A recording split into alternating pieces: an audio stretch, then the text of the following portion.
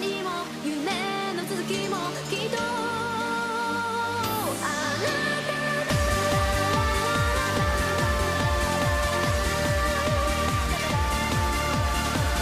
た。 Olá, ouvintes! Sejam todos bem-vindos a mais um SaiKaiCast. Eu sou Matheus Freitas de Fortaleza, Ceará. Poderes podem abalar o mundo. Quem fala aqui, gente, é o Carlos Polema do Rio de Janeiro, autor de Korona Monogatari.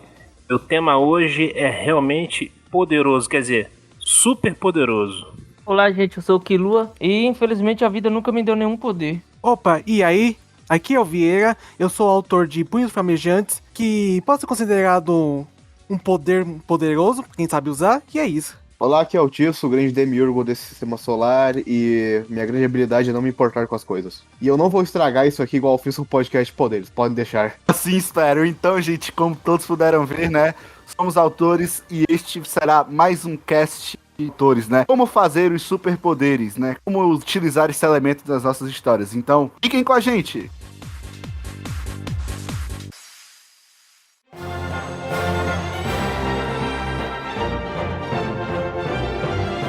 Então, gente, nós vamos falar hoje, né, sobre os superpoderes, como vocês essa introdução. Todos nós aqui somos autores, né? Alguns com mais estrada, outros com menos estrada e outros no meio do caminho. E hoje nós estamos, né, com a primeira participação do Vieira, né, autor que entrou recentemente na Sekai. Vamos lá para aquele jabá básico, né? Ele já aproveita e fala um pouco do sistema de poderes da novel dele. Então vamos lá, Vieira. Apresente para nós os flamejantes que você possui. Opa, Vieira aqui. Então, como o Matheus falou, eu sou o autor de Punhos Flamejantes, que fala sobre um Leonard Culto, que é um boxeador de 16 anos, ao ser deixado pelo pai com uma dívida quase milionária. E por causa disso, ele é obrigado a participar de lutas ilegais para o Dom Muscoli, que é o agiota dele. Mas além disso, também, não vai mostrar só as lutas dele, vai mostrar o dia a dia dele na escola, os amigos dele, junto com a sua namorada, que é a segunda protagonista, que é a Ria Jumi. Ela trabalha com a sua prima, que é a agiota. Com isso, acaba se envolvendo em várias enrascadas, junto com o Leonard. Tem algum tipo de sistema de poder, a novel? Ou... Tem. Então pronto, explique pra nós, né? Aproveita e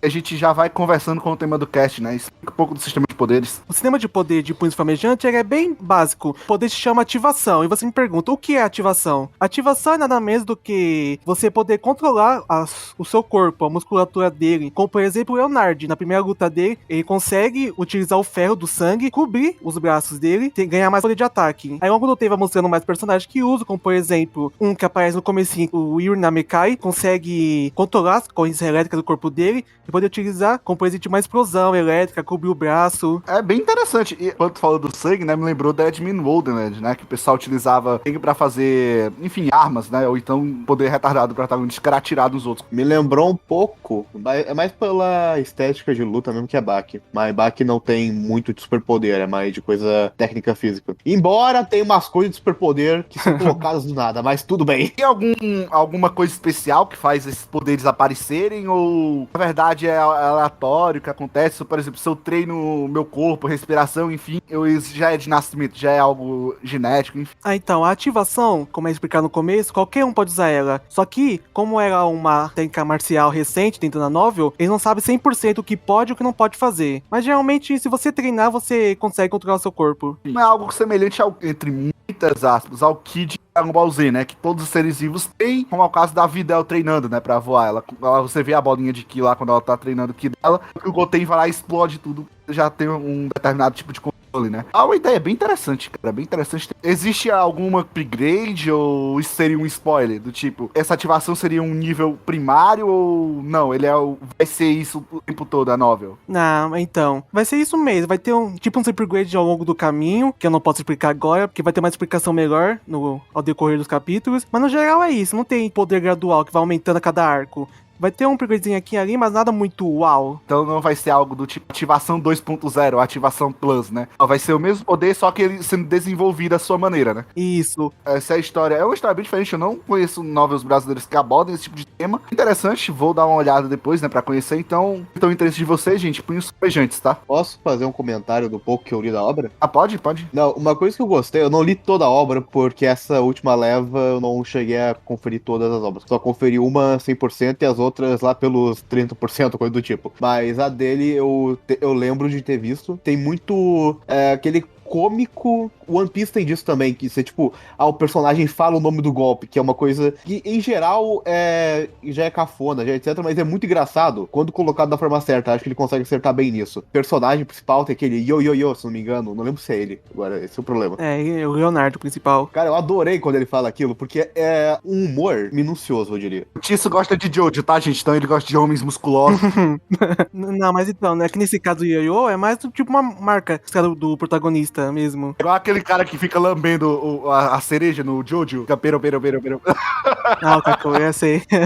A obra tem carisma, isso é importante. Muito obrigado. Eu ia ser um dos avaliadores, mas aí ficou com o Ed, né, a avaliação, mas eu li, tava lendo junto com o Ed, então mas ficou fechado com o Doku, o Ed já tinha feito a avaliação, então ela já tinha sido aprovada, mas eu tava lendo. E eu acho interessante que do nosso catálogo hoje, é uma obra que tem esse perfil da comédia. E isso não é, eu quero aproveitar pra falar isso, que as pessoas às vezes podem achar que porque tem, às vezes o cara quer fazer um negócio sério. E é muito bem feita nesse sentido, a comédia é muito bem feita, enriquece muito a obra, né? Então ela tem, eu vejo que Punho Flamejante, eu tô falando isso porque eu li com os devidas preparações, vai ser uma obra que pode sim ter muito sucesso, né? O pessoal gostar. Tem a relação dele com a irmã, que é um segundo personagem que eu gostei muito, foi da irmã dele, né?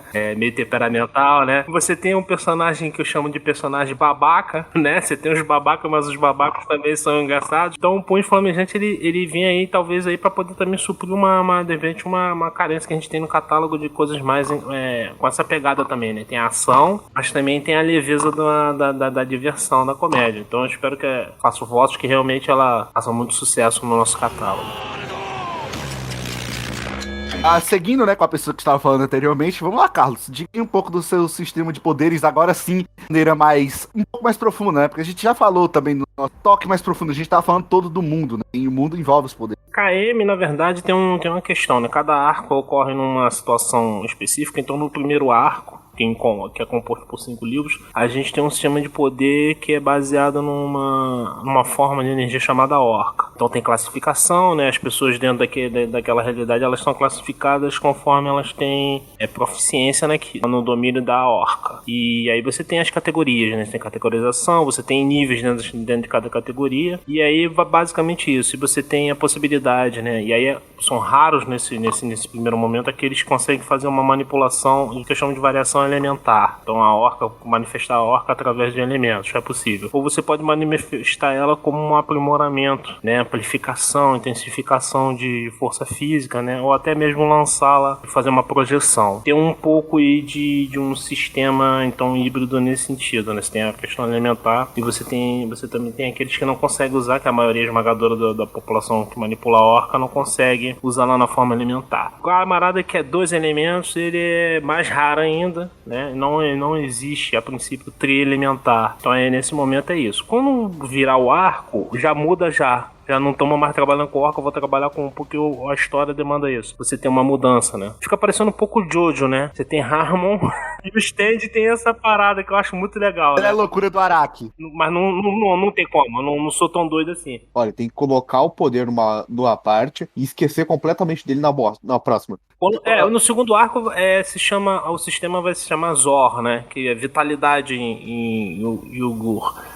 Porque justamente é basicamente vitalidade e força física, né? Não tem manipulação alimentar, não tem nada disso. Já é um outro contexto que ocorre no segundo arco, então é uma mudança, né? Eu tenho feito isso, cada arco vai ter um sistema diferenciado. Então você vai ter um arco que vai ser trabalhado com a ideia de clistas, né? Como a gente vê, sistema de clistas, sistema de brasões. A manifestação vai se dar através de brasões. Porque cada arco compõe uma faceta da história, né? A história, na verdade, no final, a intenção é que ela forme como um objeto com várias facetas, como um cubo, né? Então nesse primeiro momento a gente está vendo a faceta do cubo, então eu trabalho com orca, tem esse sistema e as pessoas podem progredir dentro do sistema adquirindo mais proficiência no uso, ela vai subindo de classe, né? Sendo que as classes são as conhecidas, mas existe uma classe que é a classe superior a essa, somente o protagonista sabe que existe e o rapaz que está sendo treinado pro protagonista que sabe da existência dela, né? O objetivo talvez seja chegar nela. Comecei novos, né, pelas de cultivo, padrão, isso não é segredo pra ninguém.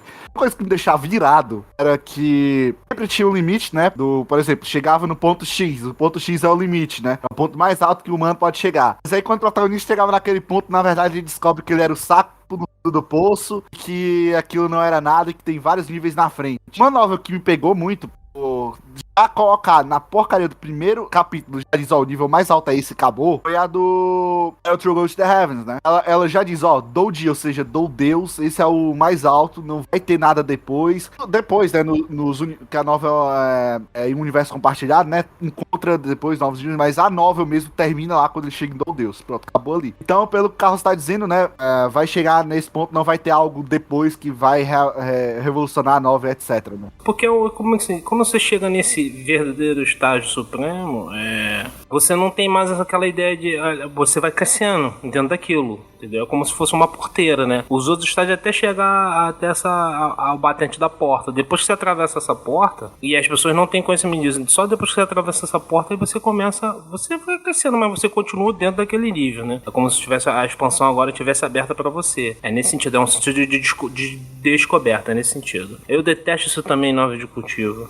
Adoro o TDG, mas TDG também, né, Matheus? Construiu na gente uma ideia de que qual era o top em TDG. Lendário. Aí de repente ele me veio com um agora, e aí no meio ele... Não, mas isso aqui também não é. Tem uma para além do Reino Marcel. Aí eu falei, pô, é aquela de brincadeira, meu irmão. Aí não dá, né? Não dá. É o famoso New Game Plus. Você recomeça o jogo, mas com todos os seus poderes inertes. Isso aí. Mas nada pior que Marshall God e Ashura, cara. Porque Também é horrível, né? ele chega no ponto mais alto, quando ele vai pro outro mundo, ele tá no ponto mais baixo de novo. Ah, que ódio. O pior é que o Akui tem 3 mil capítulos daquilo. Ah, eu te pergunto, Matheus, você acha que isso, já que a gente tá falando nisso, de repente pra vocês acham que isso é um erro do autor? O autor já faz isso programado nesse sentido? Ou você acha que é porque ele realmente não teve um devido trabalho de sentar e planejar, de pensar isso dentro da obra dele? O que vocês acham que isso ocorre? Acho que é pressão editorial. Acho que é um pouco de cada, viu? Eu tenho um problema porque tem duas formas que isso pode se repercutir, eu diria. Que a primeira é a mais direta, que é esse poder é uma coisa cravada. Tipo, você precisa de X poder pra estar nesse nível. E daí ele vai nesse nível, todo mundo acha que é o final, e daí não, você precisa de 2x pra estar no nível mais alto desse, etc. Mas tem um que funciona muito bem, que é o social. Tipo, eles põem que se você tá no X, você tá nível de um deus. Mas você não vira um deus, você tá considerado um deus. É uma coisa que eu vou tentar abordar quando eu falar do meu poder. Eu até. Queria saber se eu pensava algo diferente, mas graças a Deus acho que todo mundo pensa igual em relação a isso. É tanto editorial como o Kilo falou, né? Um pouco dos dois. Vamos lá, né, Tisso? Opa. A sua evolunsfera. Eu conheço o termo agora, eu não sei se existe. Evolunsfera. Evolunsfera é um nome bom. Evolunsfera é um nome bom. Eu tava usando Evalogia. Evolunsfera. Foi bom. O principal poder de Avalon é que até agora ele não foi explicado como funciona, Muito bem. mas funciona. Tamo com 5 obras de Avalon, mas ainda não tá com poder definido. É um império, meu filho. Não, o poder tá definido o poder, só não tá explicado, esse é o ponto. Avalon é tipo uma holding, tem vários braços, tá ligado, Matheus? Deixa eu tentar resumir o poder. Porque é um sistema de poder, não é um poder em si. Basicamente, tem uma fagulha de explicação no Seis Lendários, que é quando o Paisas vai explicar pro Edward, que é o protagonista, como funciona o poder. Ele usa o exemplo elemental, que é tipo fogo, água, terra e água. Enfim, poder é uma coisa que eu tinha escrevido antigamente, eu mantive na publicação, mas que eu ramifiquei ao ponto de não é bem isso. Eu acho que até tem um diálogo no EO2, da Watch, que é personagem que tecnicamente ele é um deus, tecnicamente falando, que ela fala que esse método de explicação é um método que você usa pra explicar algo que você não quer se aprofundar muito. Pra criança, ó, a magia funciona desse jeito. Mas como é que os caras estão fazendo, sei lá, espírito? Ah, não, ela funciona desse jeito. Não funciona desse jeito. Não faz pergunta, não. A magia funciona, deixa eu tentar exemplificar, tem 4 aspectos principais, que eu até peguei anotado aqui, deixa eu pegar a cola, que é espírito, que simboliza ar, energia, que simboliza fogo, retenção, que simboliza a terra, e fluidez, que simboliza a água. Basicamente é a mesma coisa que o Avatar faz, só que de uma forma um pouco mais mecânica. Esses são os 5 aspectos principais, digamos assim. E a união deles forma aspectos menores, que pra quem viu Hunter x Hunter, que vai ser uma coisa que provavelmente a gente vai abordar muito nesse cast, é basicamente parte das coisas de Hunter x Hunter, só que simplesmente sem o controle, qual o nome é? Manipulação e qual o especialzão lá, o de baixo, Especialização, eu acho. que é basicamente a união de fogo com ar, que é espírito e energia, forma manifestação, que é basicamente manifestar a aura, a energia do formato de alguma coisa. Espírito com fluidez, que é ar com água, forma projeção, que é basicamente projetar algo, criar algo. Fluidez e retenção cria alteração, que é alterar biologicamente algo, alterar mais fisicamente. Um exemplo mais prático disso é para, por exemplo, alterar o corpo de uma pessoa, curar a pessoa, é usado isso. E o último que tá aqui, que é energia e retenção cria imbuição, que é basicamente colocar a sua energia num objeto que você está segurando ou um objeto próximo. Isso, se não me engano, é o Ratsu no NEM, eu não lembro direito. Basicamente, essa é o esqueleto. Depois, na obra, até é falado que criaram um quinto elemento, que é o Aura, que é o nome mais genérico possível. Basicamente, para acessar um desses subelementos, você precisa de unir os dois elementos principais. No Aura, você pode ir da aura por elemento, não tem essa burocracia de pegar dois elementos e fundir em um só. Isso cria dinamicidade, mas diminui poder, no geral. Tô confuso, mas bora indo. Basicamente é tipo o NEM. Poderes, na lore, é falado que cada poder que as pessoas têm, elas criam de uma série de analogias. O Volten nos Seis Lendários, por exemplo, tem uma parte que ele vai soltar uma bola de fogo, que seria manifestação, porque ele tá manifestando uma bola de fogo e projetando ela contra uma coisa. Então ele começa a imaginar um vaso de vidro sendo feito, daí quando ele vai quebrar o vidro, a bola de fogo se joga. Esse é o exemplo mais básico possível. Mas cada magia, digamos que tem uma analogia para ela ser feita. Então, por exemplo, deixa eu pegar a alquimia da Watch, que é do EO2. A alquimia da Watch usa principalmente imbuição, que ela imbui a energia do alquimista em um objeto, e esse objeto vai se alterar. Ela pode criar um objeto agora com alquimia, pode refazer um braço, refazer um corpo, principalmente porque é a coisa que a Watch mais faz no EO2. E daí tem tudo isso. Ele não vai dizer exatamente o que você vai fazer, ele vai dizer como você vai fazer. Quero criar um espírito, um stage, falando. Quero criar um stand, o que você vai fazer? Você vai pegar a projeção e tentar criar um espírito a partir disso. Você não vai ter, tipo, uma coisa tão crua. Ela não vai só criar um stand. Ela vai criar um stand, mas tudo que você projetar vai estar nesse meio círculo. Então é mais uma questão de aspectos, mas conversando entre si, do que uma questão mais mecânica, mais aberta, digamos assim. O que é o que o NEM faz, praticamente. Então eu não posso sair muito desse aspecto. Bom, gente, é uma doideira. Eu fiquei confuso, mas existe algo no tipo especialização, alguém que foge de todas as regras que tu criou, ou que pode burlar as regras, por exemplo, tu disse aí que a Watch ela faz um de imbição, né? Existe um personagem que tem esse estilo, mas na verdade ele utiliza de outros métodos, como se fosse sua especialização, no caso, né?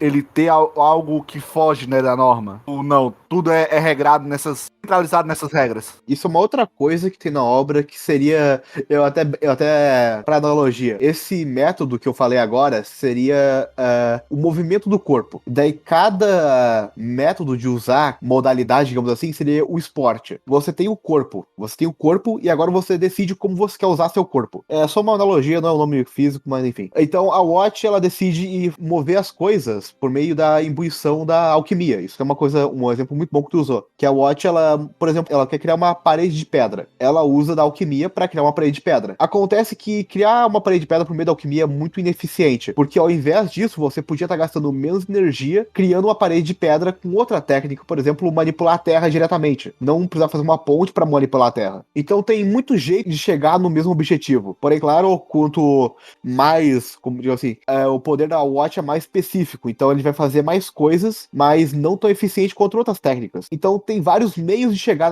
na exata fórmula, basicamente isso que tu falou. Muito bem. É doideira, mas de todos aqui, tá, isso aqui tem as coisas mais complexas, tá, em termos de habilidade, de lore mesmo. Isso é uma coisa que eu quero formular depois, eu falo de complexidade, eu quero falar.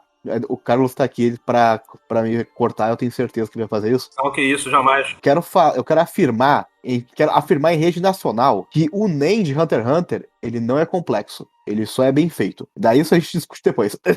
Por que eu ia te cortar? Eu concordo com isso. A gente já conversou várias vezes sobre isso. Daí não. Porque as pessoas é complexo. Não é. E se ele for complexo por ser bem feito? Não, pior que não é complexo, é até fácil de entender, só precisa prestar mais atenção. O que eu confundo no NEM é só, tipo, É quando, tipo, colocar nem no olho, numa parte do corpo, que é um negócio mais específico. Mas em geral é fácil de entender. Explica então a mordoma lá do Dick vira numa moto. Toda hora querer virar uma moto? É mais difícil explicar o porquê a pessoa decide virar uma moto do que como ela vira uma moto. Ela lida com aura, né? E a aura ela tem sempre um aspecto de. É um poder que ela tem uma ligação subjetiva com o indivíduo, né? A aura são altamente individualizadas, né? E o Nen é isso, basicamente. Eu sempre cito, quando falo do Nen, eu falo lá do. Eu não consigo falar o nome do cara, tá? Que é o guarda do Meruem. Magader Yuppie, alguma coisa tipo. O apelido é Yuppie, é Yuppie. Tá lá no combate com o Killua, inclusive, né? Não esse nosso, mas o outro lá, e o outro rapaz, o do relógio, ele para e aí ele dá uma para e deixa os caras embora. Aí no anime a citação é muito bacana. E ele compreendeu que o Nen é algo muito mais profundo. Porque realmente é uma certa individualização. Por isso que o Nen é uma aura, né? Nem no conceito de mana não bate com o de Nen. Talvez o conceito que a gente tenha aí mais comum é dizer que o Nen é uma aura mesmo. Porque a aura ela tem esse caráter de alta individualização, né? Pois bem. Desculpa, você quer coisa mais confusa do que Cosmos? Eu adoro CDZ. Eu vou queimar o meu Cosmos. Putz, grilo, meu irmão. Só uma palavra bonita. Como é que você queima o Cosmos, velho? Explodir a estrela, gerar uma hipernova e conseguir poder disso. E outra coisa, o chakra do Naruto as pessoas não sabem, né? Porque cada um tem uma cor de chakra específico. Só que no mangá não tem especificação e no anime ficou todo mundo de azulzinho. Mas cada um tem uma cor específica de chakra. Então o chakra, de certa forma, também segue nessa vibe que eu te falei de uma coisa individualizada, né? Seguindo, né, que o Tisso provou pra nós que existe o NEM brasileiro, né?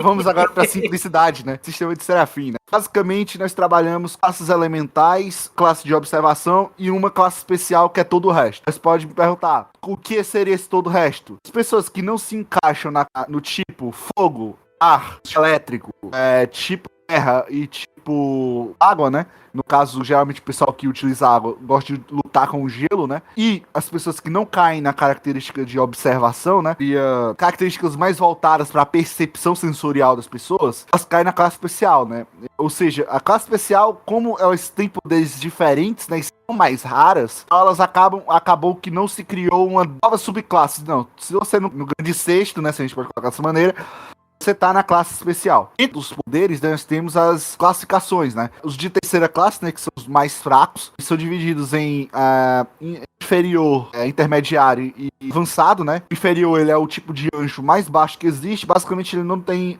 poder de combate. Digamos que ele pode criar um foguinho, mas o foguinho não vai nem até centímetro de dele, entendeu? Não é algo que ele possa utilizar de maneira prática. Ou seja, basicamente ganhou as características de um anjo, é um anjo, não serve de nada. E à medida que você vai progredindo, consegue já encontrar pessoas, por exemplo, a terceira classe avançada, né? Eles já conseguem ter algum nível de combate, né? Podem imbuir fogo em armas, né? No caso, pode estar utilizando uma adaga, pode imbuir fogo, pode imbuir eletricidade. À medida que vai progredindo, né? Na segunda classe a gente tem classe baixa, classe intermediária, avançada e elite, né? Níveis graduais, os de elite sendo os mais poderosos dessa classificação. Acima deles, nós temos apenas a classe arcanjo, né? Que são os de primeira classe, que têm a capacidade de destruir uma cidade, acabar com um batalhão de exército, ou com uma frota, né? Um único ataque. Acabar com uma cidade de porte pequeno ou médio, tá? Uma cidade completa que ele precisaria de muito mais poder para isso, embora em alguns casos ele possa fazer isso também. A sua classificação, ela não é estável, ou seja, se eu nasci terceira classe superior, vou morrer terceira classe inferior. O que eu posso fazer é tentar melhorar e, por exemplo, se eu sou um terceira classe superior tipo raio, você tá de novo, eletrificar minha faca e tentar travar, né, num combate corpo a corpo. É apenas isso que eu posso fazer. À medida que eu treino, né, utilizando habilidades, eu posso sim derrotar alguém que está na minha posição superior à minha, porém seja preguiçoso. Aí que vem a pegadinha do malandro, se a gente pode colocar dessa maneira, né? Os poderes de Serafim, eles têm um custo. O custo é seu tempo de vida. Quando você ativa, né, suas habilidades, você vai literalmente, você se transforma literalmente numa vela ambulante. O fogo, ele vai queimando, né, se a gente pode colocar de maneira anedótica, né? Ele vai consumindo, né, a vela até chegar no fim da vida. E não é algo que você vai dizer, eu vou envelhecendo gradualmente. Não. Eu posso chegar nos meus 30 anos e ter uma falha múltipla nos órgãos porque eu usei meus poderes demais. Utilizar seus poderes interfere diretamente na sua divisão celular. Então você vai acabar morrendo por causa dos telômeros que você não consegue dividir suas células eficazes. Os arcanjos, né, são os poderosos, mas na série que leva o nome, né, Serafim, existe na classe onde a protagonista, né, que é a classe Serafim, que tem algumas características muito semelhantes, mas diferem em apenas um ponto, né, da classe Arcanjo, que será colocada posteriormente, né, mas... Ó, o spoiler, pô. o nome Serafim, quem acha esse Não, Serafim? tudo bem, mas o post que vai ter, coisa e tal, eu sou leitor, hein? Né, que o protagonista, ele é um Serafim, né? Ele tem as habilidades de um arcanjo, porém tem uma característica diferente, né? Que já foi dita na novel, não sei se o pessoal prestou atenção. Já foi confirmado que ele é um serafim na novel e tudo mais. Se o pessoal se ligou, pegou já com a característica diferente, eu não vou ficar dizendo aqui. O que mais, né? Então, à medida que eu treino, né? Eu posso sim essa minha habilidade, mas você sempre tem que estar naquele olho, é como se você estivesse treinando, mas o fogo, né, tá vindo te queimar à medida que você treina. Então você tem que sair dosando. Então, basicamente, a maioria das pessoas, embora treine mais sua capacidade física, né? Que o anjo, ele naturalmente tem uma capacidade física superior, né, aos normais, algo em torno de 150%. Nada do tipo, um anjo corre no mesmo tanto que um carro, né? Por exemplo, um anjo raio corre, mas um anjo do tipo fogo não, ele vai correr mais rápido que um humano normal, mas nada do tipo dele acompanhar um carro a 60 por hora. Isso não acontece. E, né, por último, pra terminar, né, essa parte dos poderes, nós temos os do tipo de observação, né, que basicamente, como eu tinha dito, são pessoas que trabalham com a percepção, ou seja, é onde tá a maioria dos anjos, né, catalogados no tipo percepção, porque, por exemplo, eu escuto algo melhor. É basicamente o que a gente já tem um pouco hoje no nosso mundo real, né, que pessoas que têm seus sentidos apurados, né, elas ainda mantêm as características físicas, ou seja, são mais fortes que pessoas normais, tudo mais, mas para um anjo do tipo observação ser viável, né, militarmente falando, ele tem que ter uma capacidade além do comum, né, como, por exemplo, talvez as paredes, né, utilizar do som dos passos dos inimigos a detectar, né, onde está o enfim, ele tem que ter uma capacidade excepcional para conseguir ter capacidade militar, né. Os anjos, eles são basicamente armas humanas, né, são controlados pelo governo e pelo exército, né, pelas forças armadas, devido ao seu pequeno número, né, que só cerca de 5% da população são anjos. Esses 5%, né, algo em torno de que tem poder de combate real, né, então eles são uma casta superior na sociedade, né, então os governos, devido a vários benefícios, conseguem manter eles bem na coleira, né, então não tem tantos casos de rebelião, embora aconteçam. Então é isso, parte Serafim é algo bem simples, é mais porque é o elemento, né, que torna as coisas bem legaisinhas, né, mas o Serafim de certa maneira ainda funcionaria sem algo como poderes, né, eu só teria que trabalhar melhor a história para poder caber. Como leitor, só quero dizer o seguinte, você não leu Serafim, você tá perdendo uma excelente obra, trama política maravilhosa, não é poderzinho toda hora, se você é do meu time que não quer ver explosão de poder toda hora, tem um porquê, tem um custo, poder vem com custo, é o famoso tio Ben do Homem-Aranha, tem que ter responsabilidade pra usar, e Serafim tem a capa mais enigmática todas até hoje da Sekai. O que diabo significa a capa de Serafim? Você só saberá quando ler o último capítulo. Essa capa tá de meme, acho que há uns 2 anos já. Essa capa não é meme, essa capa é um enigma. Um dos grandes enigmas da humanidade. Iguais eram os deuses astronautas, iguais quem construiu realmente as pirâmides do Egito, Atlântida realmente existiu. É nesse nível que a capa de Serafim está.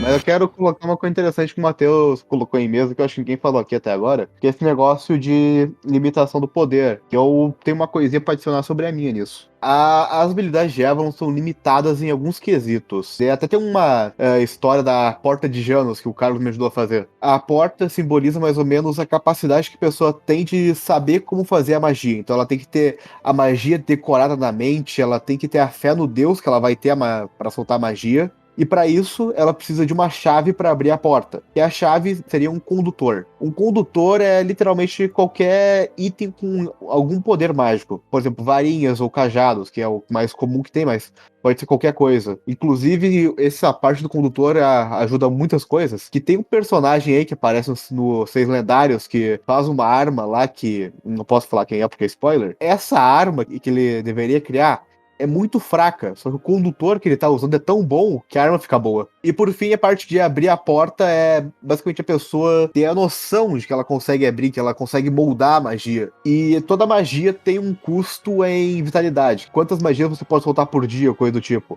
E normalmente quando a pessoa fica sobrecarregada disso, acontece dela normalmente desmaiar ou ter algum problema, não mental, ela só tem uma exaustão em massa.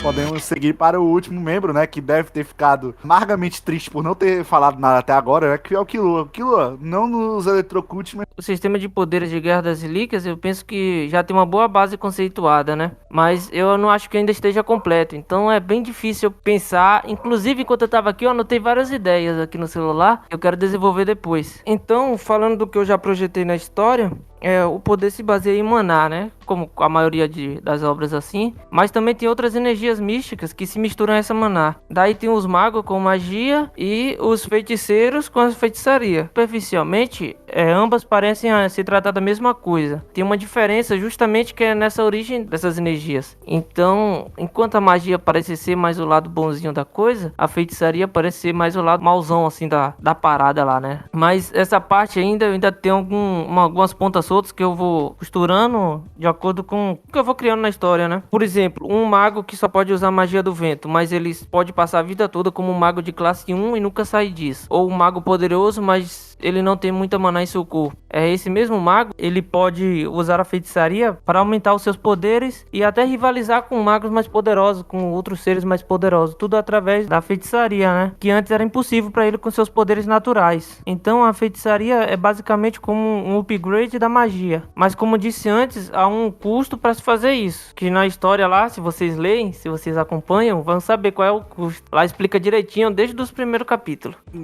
as relíquias dão poder, algo assim. Não, mas as relíquias são parte dessas duas vertentes que eu falei antes. Killua, mas assim fica triste. E mais- Só foi 3 minutos de fala. Peraí, são 3 minutos. Foi 3 minutos, Eu cara. não falo isso. Eu passei o dia todo hoje, não falei 3 minutos aqui com minha família. Nossa. Com as outras perguntas eu explico mais um pouco sobre as relíquias e a questão. Não é uma parada complexa, não é algo tipo absurdo, uma coisa que o leitor vai quebrar a cabeça pra tentar adivinhar ou tentar saber, entendeu? É uma parada que ele vai lendo os capítulos e vai entendendo meio que automático, porque não tem complexidade, não tem aquele nível difícil pro leitor. Então já vai tudo bem explicadinho, já vai bem resumido nos capítulos. Pra traduzir, tá, gente? O que o Killua quer dizer é que a gente vai pensar que o poder é uma coisa, na verdade é outra, tá? Ele diz que já tá tudo bonitinho, embasadinho. É aquela mesma coisa do tipo, olha, tá vendo esse garoto? Ele estica a fruta da borracha. Você passa mais de 1000 capítulos acreditando nisso. Aí o autor faz o quê? Na verdade ele não tem fruta de borracha, não. Ele tem a fruta do usar e etc. É isso que o Killua tá querendo dizer, tá, gente?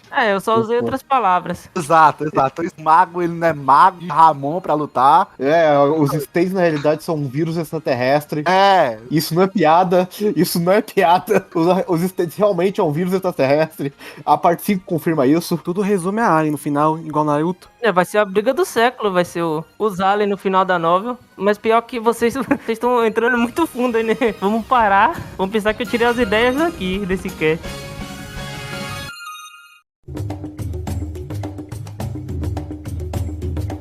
Como vocês viram, a gente falou um pouquinho, né, das nossas nobres aqui, né, do nosso sistema de poderes. Vocês já sabiam de muitas coisas daqui, ficaram de novo confusos com o Tisso, ficaram um pouco decepcionados comigo. O Killua, na verdade, está preparando uma grande surpresa e o Lemos só o mais normal junto com o Vieira que vão inovar. Então, né, gente, a gente vai seguir agora pra parte 2 do cast, né, que é as perguntas que a gente recebeu no geral. Então, continuem com a gente. O Tio só vai fazer um tequinho aí de vírgula sonora e vocês nem vão sentir.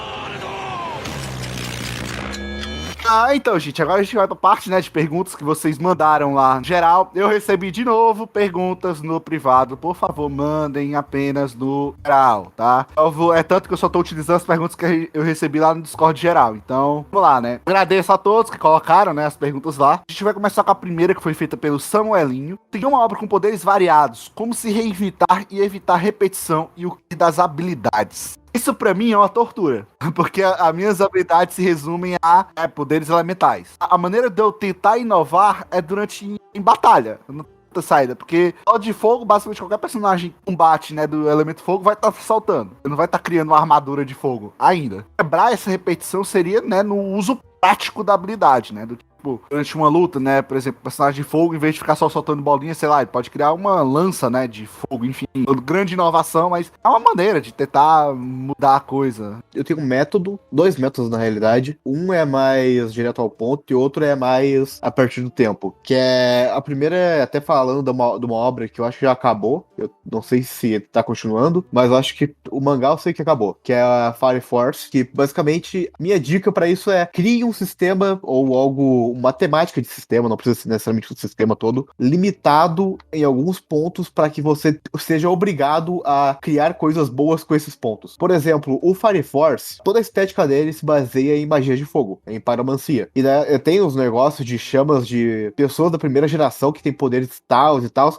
mas em geral tudo é a base de fogo. E tem tanto poder genial com base de fogo que é incrível. Eu vou citar um que é de um cara mega aleatório, acho que o nome dele é Magnelite, alguma coisa do tipo. Mas o poder dele é ferver o sangue próprio ao ponto de ficar duro como aço. E isso é uma coisa que existe na metalurgia, que é um nível específico de ferver um objeto, um metal, alguma coisa do tipo, pra ficar tão duro como aço. E o cara conseguiu transplantar essa característica mega aleatória da metalurgia pra uma combate de mangá muito bom. E Fire Force é lotado de coisa do tipo. Tem o Shinra, que é o protagonista, ele literalmente tem turbinas nos pés, é muito bom. Tem personagem que manipula plasma, tem personagem que consegue gerar energia a partir do fogo, e esse fogo gera movimento com marionete, é bem legal. Então uma forma boa é tentar limitar no próprio aspecto. Em Avalon, tem exemplos disso, como o Matheus falou da alquimia, como Avalon é uma coisa que se baseia muito em deuses. Cada deus tem umas coisinhas diferentes, e dá pra pegar a base de coisas reais, como mitologia real, e tentar transplantar tais habilidades, deitar o personagem, etc. E aqui vem a segunda coisa, eu faço muito isso, mas não sei se é de geral daqui.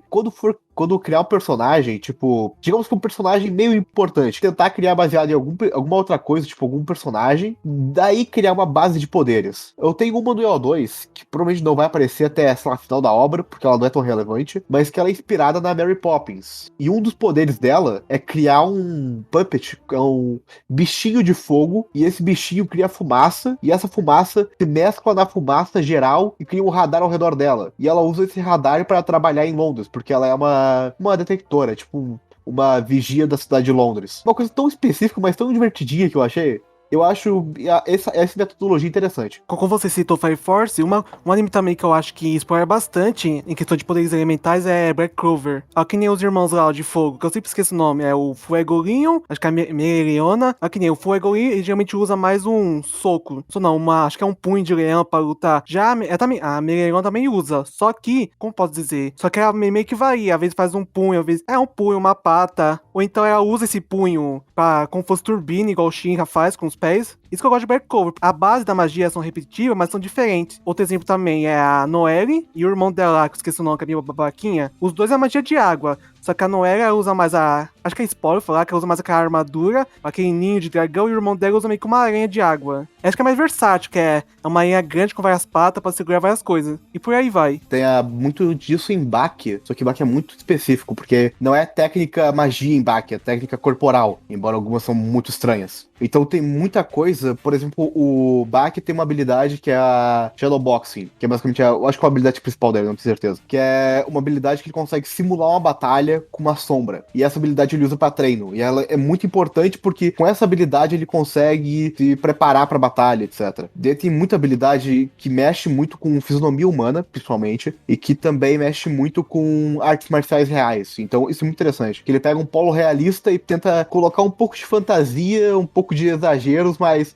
mantendo o polo realista. A palavra clichê, as pessoas têm um medo danado. Eu não tenho medo nenhum de clichê. Então a pergunta, pessoalmente, pra mim, não me incomodaria repetição. Tem que ser bem utilizado. Desde que faça sentido, né? Um clichê bem utilizado, o clichê ele tem seu valor, desde que bem utilizado. O problema é que a gente vê uns clichês aí usados, novas chinesas, né, Matheus? Que usam clichê de forma horrorosa. Tô dizendo, o clichê só se chama clichê porque ele é utilizado e as pessoas gostam, né? Por ser uma habilidade que a pessoa já viu muitas vezes, é meio difícil expandir a metodologia de uso da habilidade e criar cenas que não foram criadas já. Mas aí é o seguinte, aí você tem um trabalho de criação do autor. O Matheus, por exemplo, falou uma coisa que eu gosto muito disso também. Ou na hora do uso. Tem um embate, na hora que tem um teste, o cara usa de uma forma inusitada. Ainda continua sendo fogo, ainda, como vocês falaram aí, Fire Force, ainda continua sendo água e tal. E aí cabe ao autor buscar a sua criatividade. Se você tem medo de repetição, a grande solução, né, Samuelinho? A grande solução para evitar a repetição é não repetir. É a única forma que você vai evitar totalmente a repetição. De novo, o clichê, a repetição em si não é problema. O problema é como isso está encaixado. Está bem feito, está encaixado, funciona.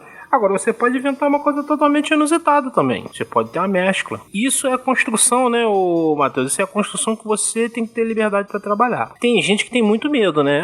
Será que não vai ficar repetitivo o cara soltar uma bola de fogo? Cabe na tua obra, a bola de fogo vai dar certo? Não, uma bola de fogo. Bota um outro nome, bota um nome de uma língua esquisita que se chama bola de fogo, bota lá. É Fleur de Clé. Pronto. Taca no Google Tradutor. Coloca em vietnamita e tudo mais. Entendeu? O problema é nomenclatura ou o problema é execução? Se o problema for de execução, aí você tem que sentar e ver. Por que você tá se sentindo incomodado ao fazer isso? Aí talvez não valha a pena você ter isso, você bota outra coisa. Ou você pode inventar uma coisa muito louca, igual a gente tá falando aí da questão do stand. É uma coisa muito doida, né? Ou o garoto que estica e que a fruta da borracha não tem mais. Matheus, você roubou minha frase. Sim, uma fruta que te dá uma puta de um conceito. Matheus roubou minha frase, que droga. Mas é um baita de um conceito, cara. E pegar uma coisa completamente aleatória, estudar sobre essa coisa aleatória e ver se dá pra criar alguma coisa com o poder disso. Como foi o caso do Oda com a borracha no fruta. Ou como tá sendo o caso do Oda com a sorriso no fruta. Eu entendo, né, Matheus? Eu até entendo quem tá começando, principalmente, tem muito esse medo, né? É o medo, não sei, pra mim eu considero mais um medo psicológico. Pô, será que isso aqui vai ser visto como um clichê? Será que eu tô repetindo? Desculpa, campeão, se você trabalhar com poder elementar, você vai repetir. Já muito milhares de pessoas já estão trabalhando com isso e já trabalharam antes de você. É o que eu tô falando, né, no início da minha fala. Cara, o que eu posso fazer, por exemplo, eu faço batalhas, tenho em mente Avatar. Tem variações, obviamente, que eu, por exemplo, a Letícia abriu uma forma de batalha agora, né, que ainda não tá publicado, mas que vai estar agora nos próximos capítulos, vai chegar. Uma coisa lá, por exemplo, as outras batalhas dela, ela usava lança de gelo, enfim. Ela foi gradualmente, de início, se você for pegar a evolução da Letícia, né, a única forma dela lutar era lançando esse treco e se desse certo, lançasse ataque em área dela, né, que é o Niflheim, que ela tudo que tá na frente dela. Se não desse certo, tanto que ela foi embora. Foi sequestrada porque não tinha o que fazer. O arsenal dela era muito pequeno. Ela basicamente se resumia a isso, ficar lançando faca de gelo e pingente. Aí agora já tá tendo ideias, né? Tá evoluindo, então parto para outro, mas evoluindo no sentido de atividade, porque como o de Serafim, a capacidade de seus poderes, né, ela tá muito ligado à sua própria criatividade. No caso, por exemplo, é tanto que o próprio Wilson, né, quando ele tá explicando a Ana e pra Letícia, ele faz uma bola de fogo assumir o rosto da esposa dele, né, da Ana. Ele diz, olha, nós somos artistas da maneira. Somos limitados pela criatividade. Eu posso utilizar apenas uma bola de fogo, eu posso utilizar um chicote de fogo, enfim. Quero comentar sobre esse negócio de elemento, porque eu tenho dois personagens que são pyromantes das duas obras, do EO2 e do Seis Lendários. Dos Seis Lendários tem o Edward e no EO2 tem a Hudson. Eu acho que a Hudson só ganha um pouquinho do Edward em criatividade, porque ela cria projéteis de fogo, e o Edward cria meio que um revestimento de fogo. A habilidade passiva da magia é consumir pecados do oponente. Então, meio que dependendo da pessoa que ele enfrenta, a magia vai ficar mais forte ou mais fraca. Eu tô dizendo, imagina quão da hora seria se o Edward morresse queimado na fogueira. Olha que legal. Seria um simbolismo muito forte com o personagem. Piada interna aqui de Avalon. Só quem leu Avalon entende. Não é fácil entender. A premissa é que nós odiamos o Edward, né, Matheus? A premissa é essa. Todas as forças. E queremos ele morto o quanto antes. Nós queremos que o Tício cancele o CPF dele. Já estamos pedindo isso há o quê? Mais de um ano, né, Matheus? Acender o fogo vai ser o Varys ainda. Show! Isso é muito da hora. Aprovado. Pra esse tipo de magia, que é magia de vício, eu acho que é magia impossível ter uma luta completamente concreta, mas como ele usa a magia, basicamente ele reveste o corpo dele com fogo, ele cria coisas com fogo. O fogo em si, o que o fogo menos faz é queimar, se for pra ver. Ele só queimou uma pessoa da obra toda. Ia ter sido ele. Já a Hudson é uma sniper, da obra dela, no EO2 no caso, o tempo da obra fala que já foram criadas armas com base em energia, tem armas que criam projéteis de fogo, projéteis de ar, o que ela faz é projéteis de fogo. A habilidade especial dela, digamos assim, é a Chama Escarlate, que é basicamente um fogo que não apaga nem fudendo. Tipo a Materazzi, então. A Materaço. É um fogo vermelho, ele não apaga, a fumaça dele é extremamente letal, olhar pra ele já queima a retina. Esse daí é o Amaterasu com luz de solda, você tá louco? Esse aí olha pro Amaterasu e ri. Porque a Matsuerata ainda tem que ter o contato físico. Esse aí é a distância, né, Pichiço? O mais irônico é que a Hudson, na obra, ela é um elfo da floresta. E o elfo da floresta, ele tem problemas pulmonares com fumaça. Putz, vida, sério mesmo? Ela lança a skill dela e corre. Por isso que ela é uma sniper, caralho. É a distância, né? Não tem jeito. Né? Lança a skill dela e corre pra montanha. A missão que colocou ela nos holofortes foi uma missão contra um cartel de drogas, que tá num capítulo que vai sair junto da arte da Hudson, que eu já encomendei, que basicamente ela matou 800 pessoas em um dia com esse fogo. Já saído, todo mundo morreu antes. Foi isso que ela fez, caralho. Aí só na snipada. Intoxicou geral também, né? Vou dar minha resposta. O bom é que minhas respostas é sempre mais breve e sucinta e. Isso é mistério, cara. Eu tô dizendo, daqui a pouco a relíquia, na verdade, não é relíquia. A relíquia, na verdade, é uma fruta que vai transformar o garoto em garoto deus. Olha, ele já confirmou no outro cast que os deuses já estavam no primeiro volume. Tô achando que o Matheus tá lendo, viu? É, ele tá sabendo demais. Tô achando que ele tá lendo escondido. Eu tô lendo até teus rascunhos, cara. Você tá louco? É, o Matheus me hackeou. Depois eu vou trocar a senha do meu computador. Basicamente, eu sempre tento colocar personagens com poderes meio que interessantes pra rivalizarem, né? Por exemplo, se eu tenho um espadachim que luta contra um mago da terra, ou um mago do vento que enfrenta um mago do fogo, eu sempre tento colocar poderes que fiquem bem, assim, na luta.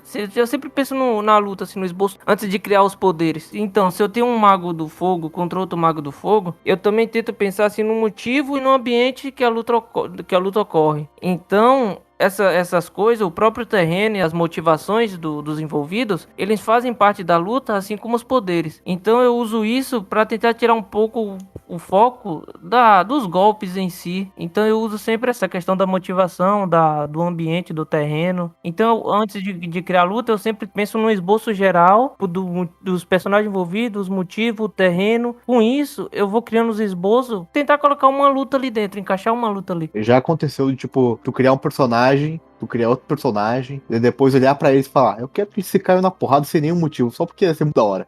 Tem personagem, por exemplo, tem alguns personagens que eu criei que eles não iam lutar, entendeu? Eles não iam lutar um com o outro. Mas eu vi que se eles lutassem um com o outro, ia dar uma luta maneira. Então eu meio que inventei um motivo pra eles lutar e eles lutaram. Você tropeçou em mim, na verdade, você que tropeçou em mim. Bora lutar. Você deu em cima da menina que eu acabei de conhecer. Eu vou matar a sua clã.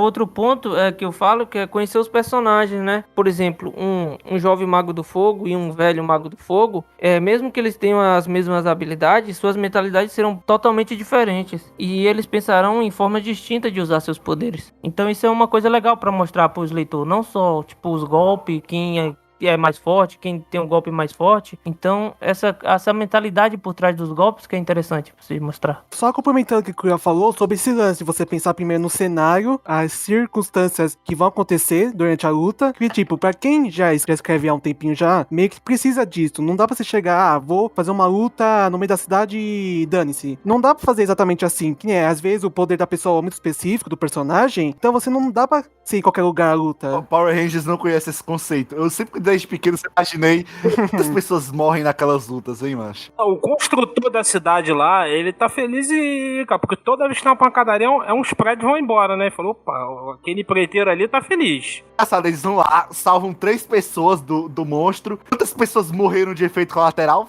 Foda-se, ninguém viu. Aquela coisa, né? Se uma árvore cai no meio da floresta, quem é que viu? Então, você me lembrou o filme do Superman lá, que luta contra o Exódio, o nome do cara? Do Homem de Aço, o filme, que destrói a cidade toda. Aí quantas pessoas morreram? Ué, a luta que era pra salvar pessoas, agora você tá matando pessoas? Isso me lembra um fato curioso. No DVD de Power Rangers SPD tem um minigame em que eles falam que o melhor a se fazer é levar um monstro pra fora da cidade. E eles nunca fazem isso.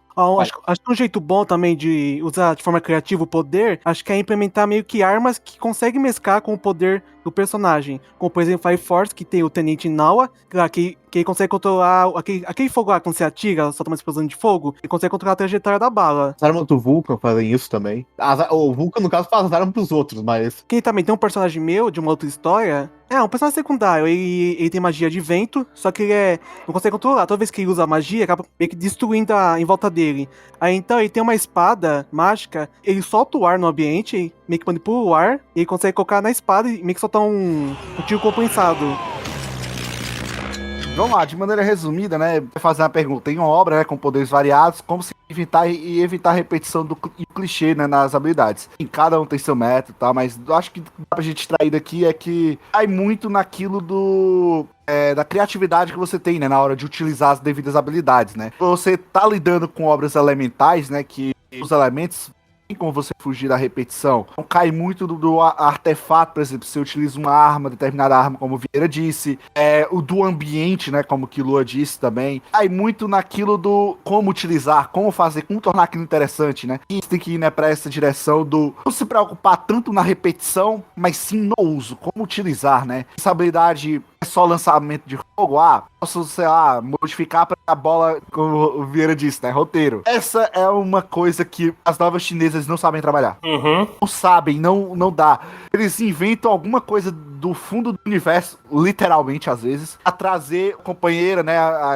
Tem, né, a nova chinesa, de harém, grande maioria. Tem a namorada de infância. De alguma maneira, a namorada de infância vai chegar em algumas novas, dela ter o mesmo nível do protagonista, sendo que não tem talento nenhum. Devido a alguma coisa que o protagonista achou e consegue subir o nível dela também. Gente do céu, isso é uma coisa frustrante ao absoluto. Então, Manhwa também tem isso, Manhwa de sistema. Que o personagem, tipo, ele começa fraco, só que vai fazer aquelas missõezinhas lá, vai upando e fica forte demais. Os protagonistas, geralmente os antagonistas, eles são mais fortes. É natural, né? Porque afinal, se eles são vilões e o antagonista, eles são um contraponto, né? Protagonista para poder fazer um fato da realidade, um dado. Então o que acontece? Você saber caminhar, né? Evoluir esses poderes é uma coisa que, meu amigo, se você não planeja, vai dar um problema tão violento lá na frente. Você vai olhar e dizer, mano, eu tenho que subir esse pessoal. Nossa, sabe o que também me lembrou isso aí? É Nanatsu no Taizai. Aquilo ali foi tristeza também. Uma coisa, eu acho que eu falei no de personagens isso também, mas eu acho que cabe perfeitamente. Quando você for criar um personagem, faz uma balança, e você coloca defeitos e qualidades de uma forma que fica tudo meio que parelho. Ou melhor, você faz uma habilidade que ela é meio que muito específica e ela não funciona muito bem em tais situações. Daí eu acho que também pode ser uma boa forma de meio que nerfar a habilidade. Isso tá porque quer fazer One Piece. Eu ia dizer que o One Piece tem muita coisa estranha, mas é a mesma coisa. Mano, é aquilo, galera. Eu falo isso porque, vamos lá, eu vou usar de novo o caso pessoal. O que eu faço pra balancear não é uma coisa de poder. Olha só que interessante. Balanceia Serafim, né, dele de Serafim, a política. Olha só que legal. Os anjos são agentes do Estado, né? Porque tá lá descoberto, não tem o que fazer, enfim. Obrigatório. Algumas coisas lá vai escapar, mas aí é pra outra história. 15 anos você faz o sequenciamento de genoma, porque a idade do despertar vai até os 15. Ou seja, se eu faço 15 anos e meio, eu despertei, acabou, morreu o Baria Preá. Não tenho como despertar. O meio, né, que o balanço de poder é feita, tá justamente na política. Por quê? Como os anjos são agentes do Estado, ou seja, são agentes que representam também o país, né, que em parte, eles têm que pensar em situações, por exemplo, muito raramente um anjo ele sai do seu próprio país. Qualquer ação que ele tomar pode ser caracterizado como uma agressão do país A contra o país B. E aí você pode desencadear uma crise diplomática podendo descambar para uma guerra. Porque o Serafim, para ter seu equilíbrio, tá todo mundo tensionado, né? Então a qualquer momento pode estourar uma guerra de novo. Então eles são meio que confinados ao seu próprio país, ao seu próprio local de origem. Né? Então o que acontece? Vamos tomar um exemplo do Vitor, né? Que tá fora da história por enquanto, até quando? Por muito tempo. E o que acontece? Mesmo quando ele voltar, ele terá o poder absoluto. A habilidade do Vitor, como vocês sabem, né? É aniquilar o que tá na frente dele. Ou seja, se eu olho pra essa parede, eu posso transformar ela em pó. Ou seja, tem o poder de aniquilar qualquer coisa. Tá na linha de visão dele. O caso extremado de sua habilidade, ele pode fazer uma cidade sumir, né? Ele tem essa habilidade. Mas aí o que acontece? Utilizar essa habilidade e a consequências políticas está acontecendo, né? No caso, o presidente do país, ele tá sofrendo essas pressões por causa do Vitor. Tem nada a ver com o presidente. Mas é uma habilidade de tal escala, ou seja, os arcanjos, eles são, além dos check, né, que outros arcanjos, ou seja, por exemplo, se eu tenho um arcanjo lá no Alasca, eu tenho um arcanjo lá em Vladivostok, ou seja, um arcanjo tá checando o outro. Se eu tenho um arcanjo lá no norte do Brasil, né, que é ali próximo ali, tem um arcanjo americano checando o arcanjo brasileiro, entendeu? Sempre é esse jogo de check, né? Um checando o outro. Então, basicamente, não é algo de poder dando o balanceamento. Assim, por exemplo, pega as regras elementais do caso elemental, por exemplo. O dos tipo água tem vantagem contra o fogo quando estão usando a água, por óbvio. Mas do tipo fogo tem vantagem contra os água quando eles estão usando gelo, óbvio também. Vai seguir essa lógica elementar, né? O balanceamento existe, mas para grandes coisas, o balanceamento dele é político. Existe algo de balanceamento de habilidade, por exemplo, arcanjo A tem uma habilidade que checa o arcanjo B. Não. É no campo político. Então, no meu caso, eu escolhi utilizar um meio diferente de balancear, né, os devidos atores que existem na novel. Dessa maneira. Eu quero ver se nesse ponto de visão o EO2 se encaixa, porque o EO2 é mais o antagonista tentando se equiparar ao protagonista. Agora que o EO2 já tá no ar e as pessoas podem conhecer um pouco da Watch, eu quero só confirmar que ela é... provavelmente eu não cheguei a pensar tanto sobre, mas ela provavelmente é a pessoa mais forte de Avalon até agora. Até mais forte que os Cerberus e outros dos Seis Lendários em alguns pontos.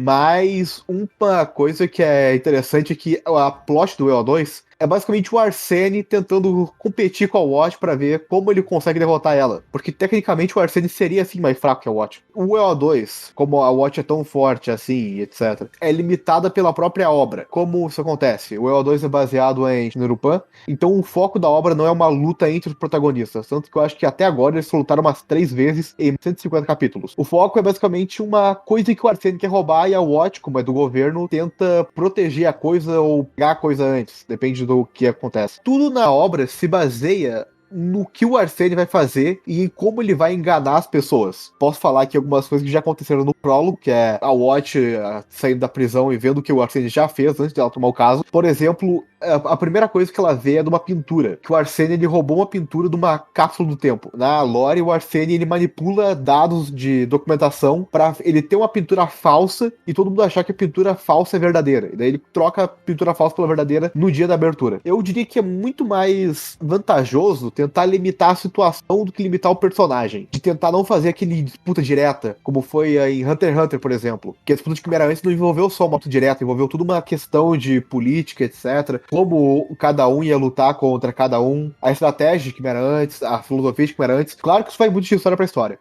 Antagonista, né? Depende. Se na tua obra o antagonista é a meta do protagonista, tipo assim, o protagonista é o cara mais poderoso e o protagonista precisa, e seus amigos precisam crescer pra poder chegar lá. É essa a meta? Aí você já sabe que é o quê? Você sabe que se trata de uma escalada, né? O teu protagonista está escalando pra poder chegar lá e bater de frente com o antagonista. O teu antagonista, em termos de poder, ele é mais poderoso, mas nem tanto é o protagonista, então você vai engendrar isso de uma outra forma. Já não é mais uma escalada, de repente é de estratégia. Depende, eu tô falando, depende. Se você tá contabilizando, você tá trabalhando só com poder ou situações também. No embate, uma situação pode ser mais favorável para aquele que não é o mais poderoso. Inclusive, já deram aqui alguns exemplos ao longo desse cast aqui de situações que é o uso que você faz, a malandragem, né? É a manha do negócio, não é só por um quantitativo ou você tá numa classe superior. Então isso tudo vai contar. O antagonista, para mim, funciona justamente com isso. Ele é a contraparte do protagonista. Ele é como se o espelho, né? Você tá no espelho, ele é aquela contraparte do espelho, né? Então ele pode ser um incentivo para a evolução do protagonista. Ele pode ser, de repente, aquele que está entre o protagonista e seu objetivo. Se eu for parar pra pensar, tem isso, né?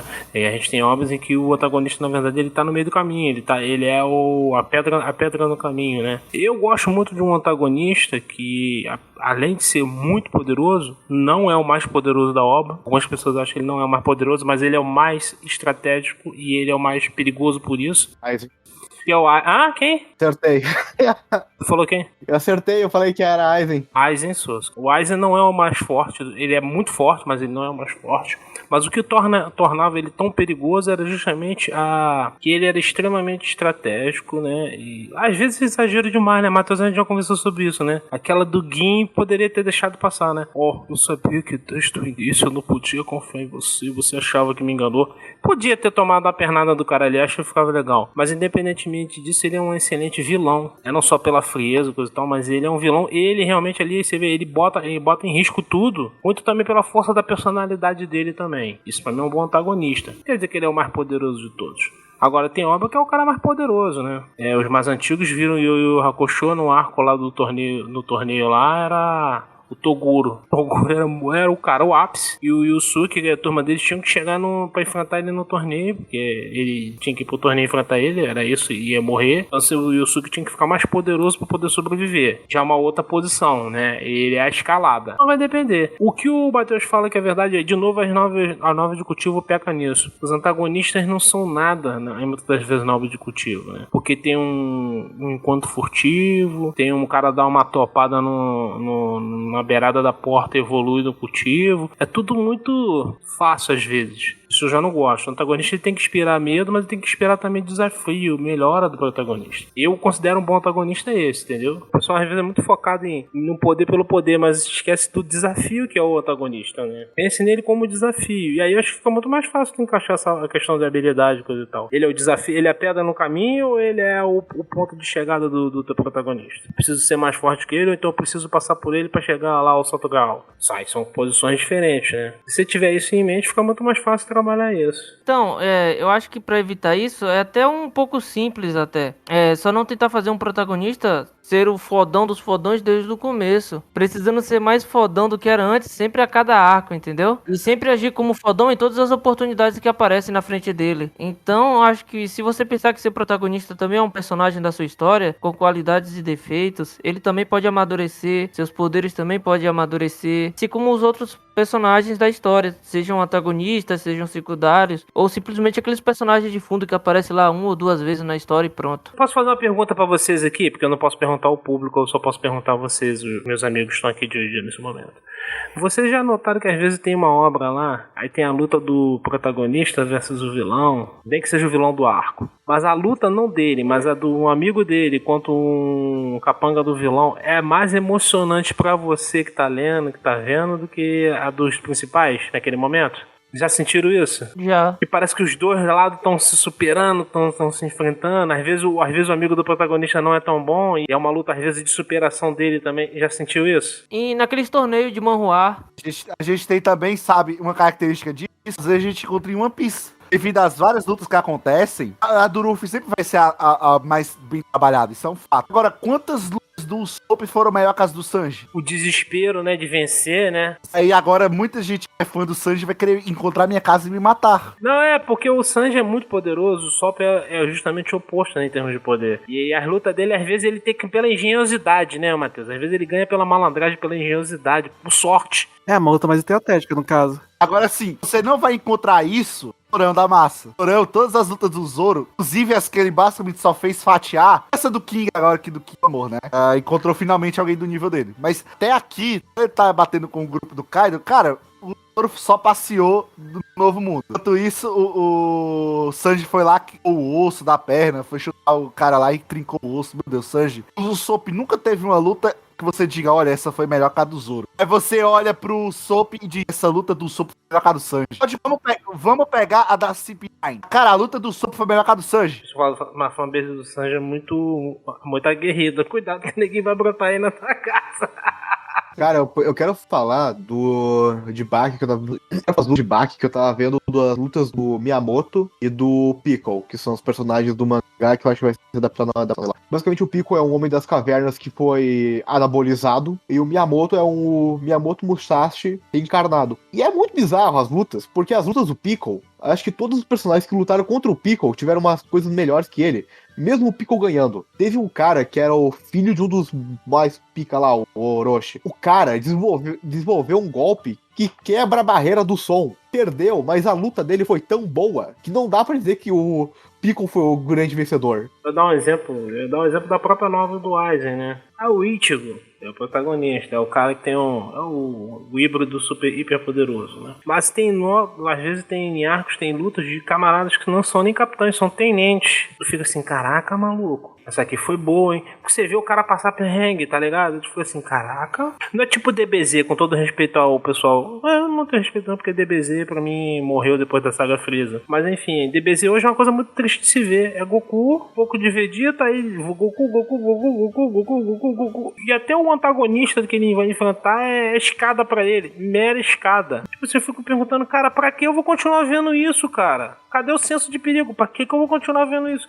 Desculpa, gente, eu abandonei, tá? Torneio do Poder, eu acabei no meio ali, falei, não dá não. O Torneio do Poder tem umas lutas bem elaboradas. Mas você sabe que tá tudo ali sendo escada pro cara. Ficou um negócio meio esquisito. O Gohan mesmo, o Gohan fez quase nada no Torneio do Poder, só serviu de escada também. Isso, é assim, cara, olha, gente, desculpa, porque eu vi o início lá, Goku pequenininho, tinha uma pegada de comédia muito forte, era muito legal. E assim, ele tinha personagens muito bacanas ali que poderiam ser mais explorados. Ele tem uma play de personagens, ele jogou isso tudo fora pra poder focar qual é a nova cor do cabelo da bicha lá. É isso, verdade é essa, me desculpa.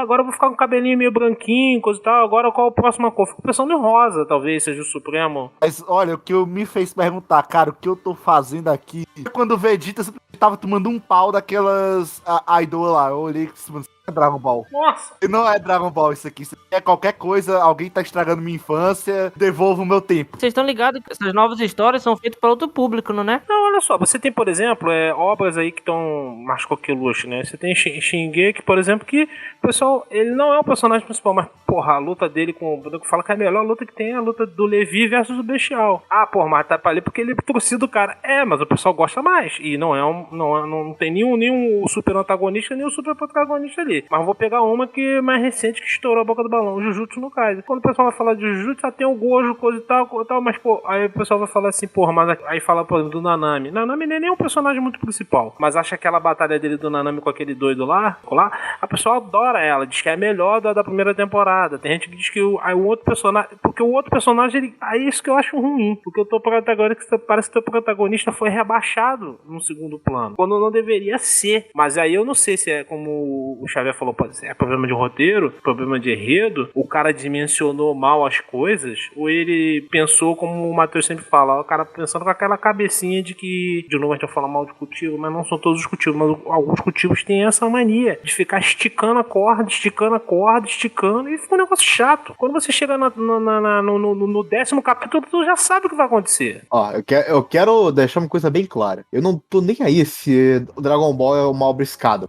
Porque essas obras antigas são meio obras escadas porque elas eram mais experimentais. Embora eles tivessem algumas coisas, enfim. Quem vê Dragon Ball hoje em dia não vê Dragon Ball além da escada. Agora o problema é a obra atual, negócio. Porque isso aí já se provou datado há muito tempo. Eu tenho esse problema. Não, eu não vou ver Dragon Ball porque eu sei como é Dragon Ball. E Dragon Ball daquele jeito, ele não vai mudar. Ele encontra o sucesso dele, talvez mude alguma coisa, mas ele vai continuar daquele jeito e a base gosta. Você sabe por que eu defendo que pode ser, por exemplo, o enredo ele tem um peso talvez maior? 2 personagens hiperpoderosos na obra, naquele momento talvez fossem os 2 mais poderosos naquele momento, a gente sabe que não. Mas é considerada a melhor luta. Quando saiu o anime, eu me lembro que o nego ficou, caraca, que maneiro, que é a luta de Meruem versus Netero. Os 2 ali eram os tops naquele momento. Mas é o que eu tô falando, por que ele é tão legal? Porque o que tá envolvido naquela luta? Sensação de perigo, o desespero, como, aí não é à toa o personagem, se você notar, o Meruem tá sempre falando assim como se estivesse jogando uma partida de xadrez, porque é uma partida de xadrez,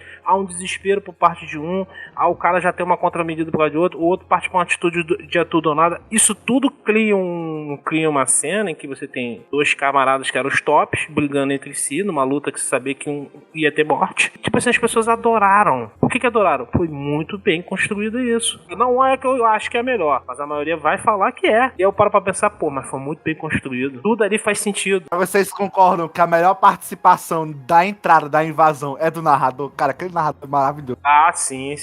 Dá um senso de tensão, né? É o que eu tô falando. O senso de tensão, todo esse arco é bom, né? Porque é um senso de tensão muito grande, né? E isso é construção de quem? Do enredo. Isso não é escalinha de poder, tabelinha de que como eu poder agora eu torço pra esquerda. Não é nada disso. É o enredo que fez isso. Eu tenho um problema com o Neide Hunter x Hunter porque ele é tão isso que do anime ou ao decorrer do enredo meio que prejudicou isso. Não fica tão bom se apresentasse tudo de uma vez só, mas basicamente até Grid Island eles não sabiam 100% do NEM. Até hoje tanto NEM, mas vocês... Ninguém sabe 100% do NEM. Essa é a questão. Tô entendendo, tô falando, mas a questão é o seguinte, ninguém sabe naquele universo o que é o 100% do NEM e nem vão saber. O que eu tô te falando é uma coisa extremamente individualizada. A própria descoberta que o pessoal falou, o nascimento do monstro, o Netero, foi uma surpresa pra ele. Nem o Togashi sabe, eu acho. Ele assim, caraca, pode acontecer quando ele consegue dar 10 mil socos e ainda tem sol no céu.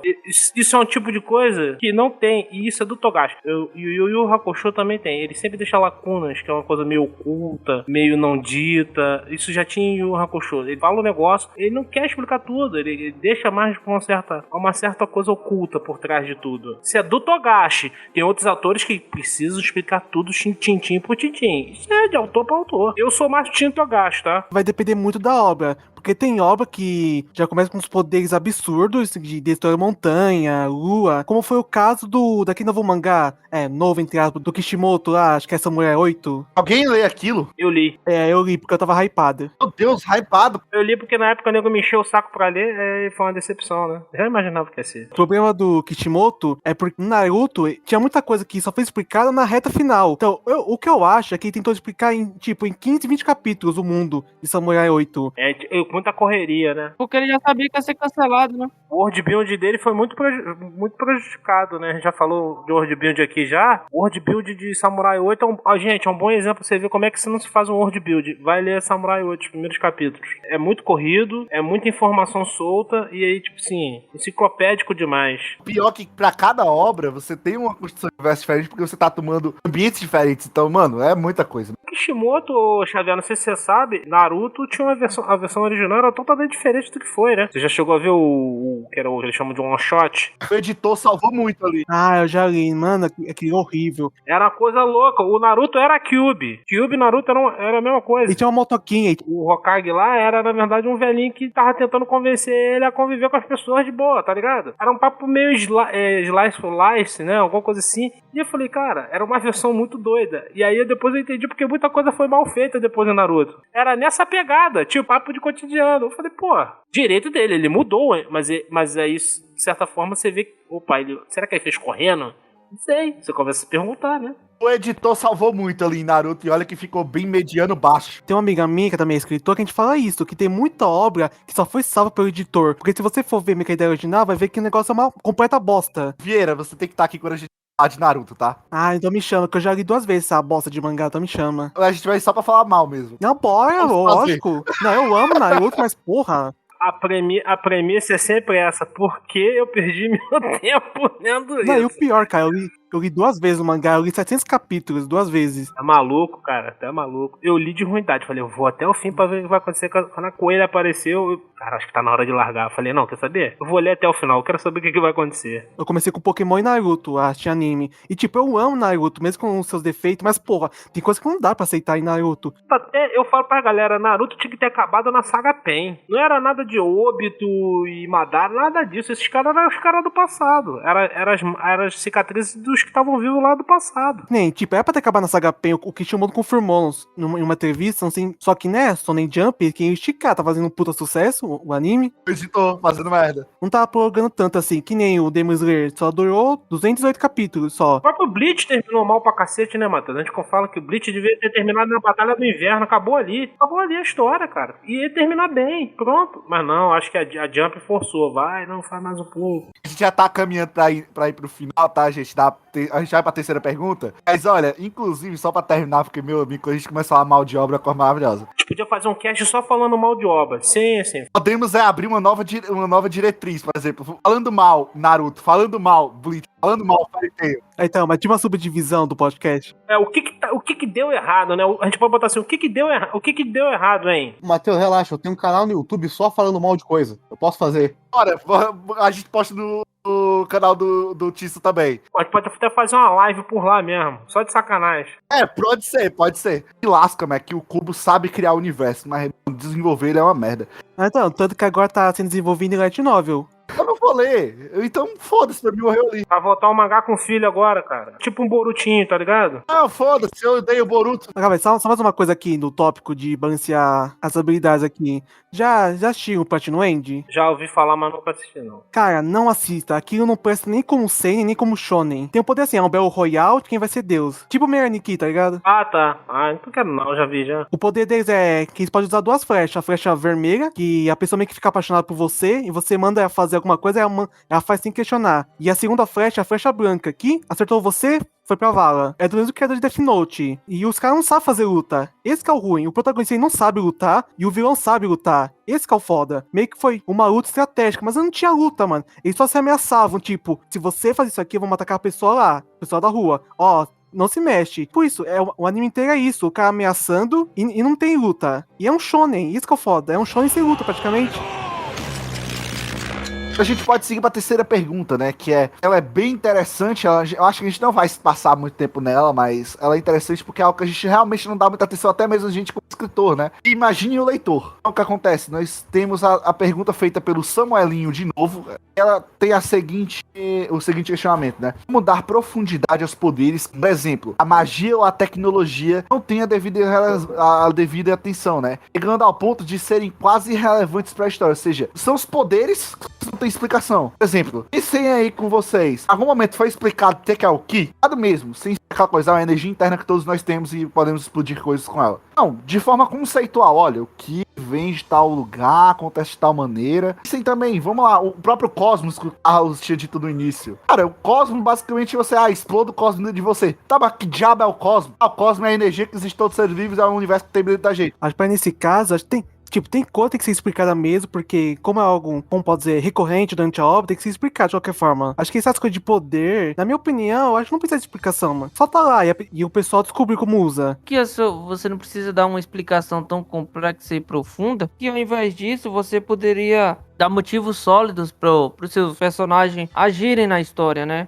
Agirem com base nesses poderes. Então, seja o grupo dos personagens do protagonista ou dos personagens do antagonista, assim, não importa o nível dele. Essas motivações podem ser usadas como combustível para dar profundidade, justamente não só na história, como nos poderes da sua história também. Porque se você for querer mais explicar, você acaba dando uma profundidade, mas que a profundidade que vai levar o leitor pra chateação. Você fala, pô, ele deu, isso aqui é profundo, mas é raso.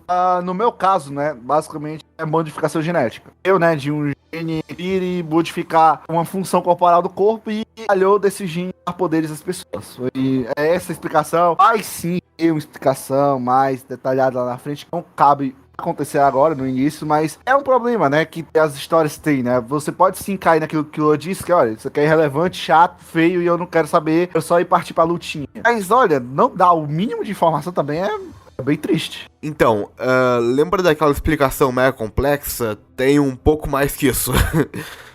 No início dos Seus Lendários fala melhor isso, mas basicamente tinha uma entidade maior, um celestial, como é chamado, ele criou 50 deuses menores. E esses deuses seriam tipo interpretações de coisas, como por exemplo tem Deus do conhecimento, Deus da guerra, etc. Tudo isso são conceitos que meio que tomaram forma como os deuses. Em si, cada magia vem de um deus e um dos requisitos para isso se interligar é a pessoa ter fé no deus em questão para usar essa magia. E a forma da magia ser usada é muito dependente do deus também, tipo a Tetra, que ela moldou toda a alquimia com base na inteligência, porque ela é a deusa da inteligência, etc. Só que tem uma coisa maior que rege isso, que é a Flor da Vida, que é um conceito real que eu não tô lembrado de qual é a origem, eu acho que é cristã, não tenho certeza. Basicamente é uma flor feita de 7 círculos que se expandem por um número infinito, e esses círculos meio que criam as formas geométricas, etc. E ela é usada pra muita coisa, tipo a cabala ou a proporção áurea, que tem a ver com o número de Deus e umas coisas assim, é um bagulho mega ocultista mesmo, se for pra ver. A explicação da magia seria tipo uma aplicação direta dessa flor da vida, só que em um formato de aura, em um formato de energia produzida. Tanto que a energia é diretamente ligada com a energia do corpo da pessoa. Daí tem o negócio de precisar de um canalizador pra conseguir a magia, etc. É uma coisa bem mais técnica do que uma coisa aberta em si, eu não sei muito bem como explicar. O que é o seguinte, as pessoas falam o seguinte, como você vai dar profundidade aos poderes que movem o mundo? Eu fico me perguntando, o mundo move o poder ou o poder está inserido dentro do mundo? Eu tava esperando tu falar isso. Porque eu sempre parto do pressuposto de que se você tá pensando no poder como ponto de partida, então a tua história vai ser o quê? Sua história sobre os poderes? Eu acho que a história ocorre dentro do mundo, né? Por exemplo, eu li recentemente, estava olhando um negócio que o cara faz uma transição entre magia e tecnologia. A ideia me pareceu muito boa, mas a execução dele foi ruim, porque ele focou tanto em a magia e explicação de tecnologia que ele esqueceu de construir um mundo e que ele queria tanto explicar isso, focou tanto que ele esqueceu que aquele mundo que ele tava me apresentando ali na obra, não era plausível isso. Você tá entendendo o que eu tô falando? Não ficou plausível. Eu falei, pô, tá, cara, então por que você não escreve um livro sobre magia e tecnologia em vez de tentar escrever uma novel em que isso vai estar presente? Porque você não conseguiu estabelecer um mundo onde isso tá presente. Não tá legal isso, tá mal assombrado, né? Então eu falo, eu sei que tem certas coisas que a gente quer focar. Eu conheço gente que tem, sem brincadeira nenhuma, antes de começar a escrever a história, o cara tem os poderes, tudo anotadinho em tabela, e não sei o que, não sei o que, ele pensa em tudo essa parte. Mas ele não pensa no mundo onde isso vai ocorrer. Eu vou dar exemplos. Tava lendo um mandará, porque o camarada lá chegou uma hora, o cara soltou um sol. No meio da luta, no meio do campo de batalha, o cara solta um sol. Eu falei, cara, peraí, um sol gera a temperatura de milhões de graus Celsius. Mesmo que seja um sol do tamanho da cabeça de alfinete, meu irmão, o ar em volta vai sufocar todo mundo, inclusive o manifestador da habilidade. Aí eu fiquei pensando assim, o cara não pensou nessas coisas, como isso afeta. Ele não dá explicação, simplesmente solta. Agora eu vou usar a água dos 100 mil anos de congelamento, que congela tudo. Eu falei, congela inclusive o cara que tá jogando ela. Quem tá jogando ela? Você tá entendendo o que eu tô falando? Se você não me explicar isso direito, se você não estabelecer as normas, fica difícil de acreditar. A profundidade dos poderes dessa pergunta só vai estar na profundidade do mundo que você construiu, filho. Não tem jeito. O Carlos falou muito da parte de poderes físicos, poderes materiais, sim, né, elementares. E pra gente que é da área da geografia, né, voltado pra ciência, a gente olha quão absurdo é o cara pra invocar o sol. Mano... Você pode invocar, meu chapa, mas sabe que não vai ter ninguém. Não dá, cara. O ar, cara. A não ser que você não respire o ar. Só o seu pulmão colapsa. Por exemplo, magia e tecnologia pode misturar? Pode. Já viu alguém fazer isso bem feito? Não. Minha resposta é não. Mas de repente, você que tá me ouvindo, depois entra lá no Discord e me manda pro Carlos. Vê essa nova aqui que o cara faz bem. A casa dia dos dois. Eu vou parar pra ler. Mas o que eu vi até hoje, não fica legal. O cara vai falar de nanomachine, eu vou mandar o cara EAM, porque nanomachine não lida com magia, lida com tecnologia e cultivo. Então não serve, tá entendendo?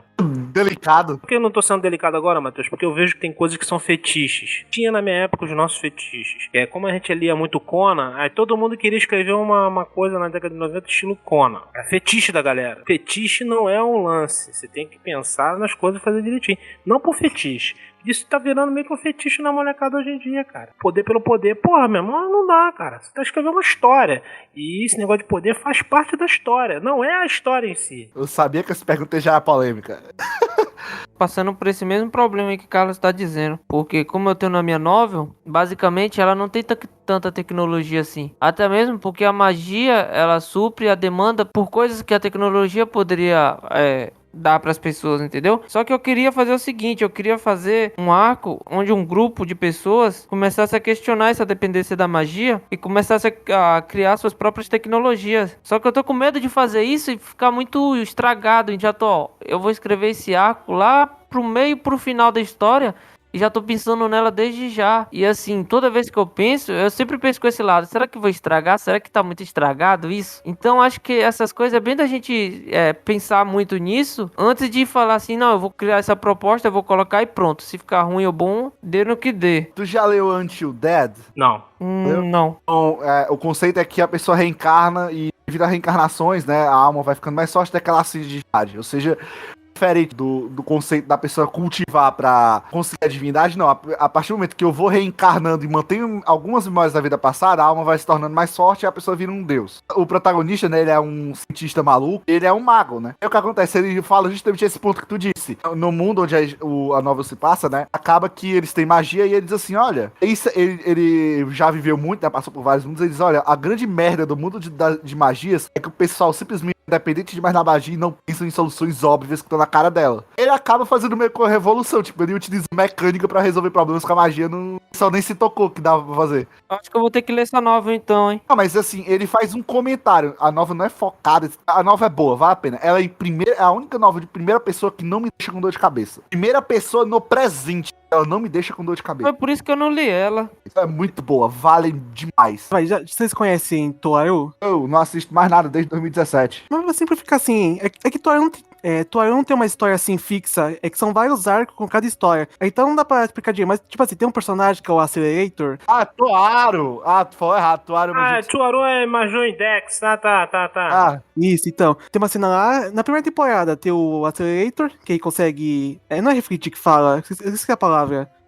ele usa lá um poder de eletricidade meio doidão. Não é eletricidade, é repelir. Você consegue repelir as coisas, qualquer coisa. Tanto que ele é branquelo porque ele repele a luz do sol no corpo dele. Mas tipo assim, tem uma cena lá que o protagonista dá uma surra nele, porque o protagonista ele consegue anular as coisas com a mão direita. Aí Tampa acaba protagonista, ele consegue, como assim, mover o vento, tipo, meio que fazer o vento girar em volta dele, ele literalmente cria a porra de uma bomba atômica na mão, só de girar o vento. E o pior depois é que faz assim, tipo, eu perguntei pra uma amiga e explicou que quando acho que o vento gira muito rápido, ele aquece, meio que concentra o calor e se soltar, meio que vira uma bomba atômica. Não é exatamente esse efeito. Ele utiliza da compressão, né, e o calor pra acabar depois que sai da área do seu poder. Mas aí é outra história. Eu queria complementar esse negócio que o Carlos falou, de como o poder é representado. Porque realmente tem que ter esse negócio de criar um universo, etc. Só que como, na minha novela pelo menos, o poder é a consequência da existência de alguém, no caso dos deuses, de certa forma eu trato o poder como se fosse um personagem. A própria alquimia de Avalon, eu acho que o poder mais específico até agora é a alquimia, porque eu estudei muito sobre ela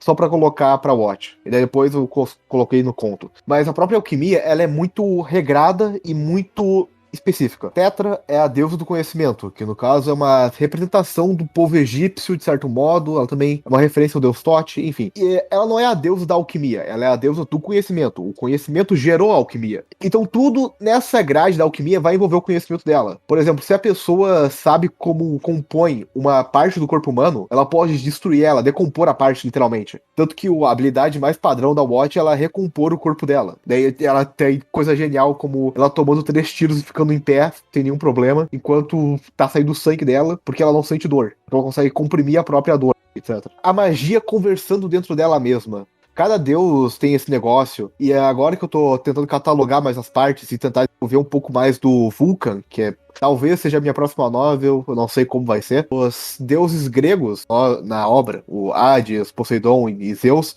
eles têm uma característica social muito grande, e essa característica gera magias socialmente parecidas com eles. Não é só tipo, o Poseidon é da água, então a magia dele tem que envolver água agora. Não, tem mais coisa sobre. Tentar fazer um personagem meio que inexistente pra representar magia e aos poucos revelar, tipo, características da magia, como se fosse um personagem, tipo, essa magia ela é mais estável pra tal coisa disso, etc. Criar uma história pra magia, acho que deixa ela muito mais como algo no mundo do que algo que é necessário para o mundo. Não sei se deu pra entender.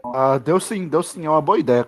Isso como a magia como personagem, no caso do teu mundo, né? No nossos autores indicam. Não, assim, pareceu que eu fiquei meio agressivo, mas não foi com as pessoas não, tá? Não tenho agressividade com aquilo que faz as pessoas, às vezes, travar as pessoas. É com as coisas. É isso, é o medo do clichê. Isso me irrita, porque eu sei que quanta gente aí que poderia estar fazendo coisa boa por causa do medo do clichê, por causa desses equívocos que muitas das vezes acho que é bacana, e aí tá atrapalhando o talento da galera aflorar. A minha, digamos, indignação vem disso, não vem do autor em si, coisa e tal. Vem de erros que nos prejudicam. É tentar desmistificar as coisas. Teve um que tava me perguntando recentemente, mas eu posso escrever se eu tô sentindo ansioso, coisa e tal, a escrever é uma coisa boa. Aí eu falei pra ele, cara, pra você deve ser maravilhoso. Pra outro não, faz, entendeu? Só você fazendo é que você vai saber. E às vezes a gente fica travado nessas coisas. Por isso que essa pergunta me deixou meio assim, que eu falei assim, cara, a gente ainda tá preso a essas coisas. Essas coisinhas que não estão permitindo avançar.